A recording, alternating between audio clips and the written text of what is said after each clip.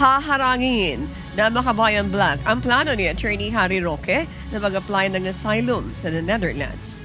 Ayon sa grupo, dapat umuwi ng Pilipinas ang dating presidential spokesperson at harapin ang mga reklamo sa kanya rito. Ayon kay House Deputy Minority Leader, ACT Teachers Party List Representative Franz Castro, dapat niyang sagutin ni Roque ang mga tanong sa kanya ng 4 House panels, partikular na ang kaugnayan nito sa Pogo. Mars, umuwi ka na rito at harapin mo yung yung mga tinatanong ng Quadcom dito at i-clear mo yung sarili mo muna dito, bago ka mag-abuga-abogado kay dating Presidente Duterte.